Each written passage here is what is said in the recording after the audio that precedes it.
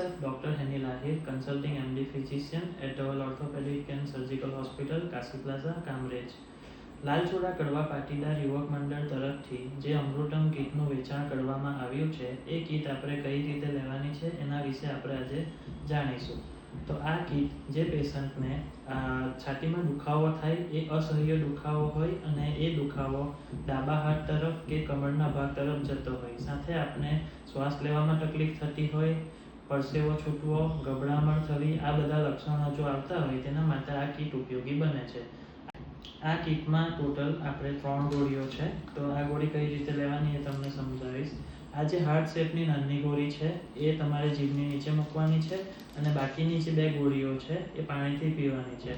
આ ગોળી લેવાથી આપણે પાસે હાર્ટ એટેકના પેશન્ટમાં સર્વાઈવલનો ચાન્સ વધી જાય છે અને તમને જો નિયર બાય હોસ્પિટલ હોય ત્યાં પહોંચવાનો સમય વધુ મળી રહે છે.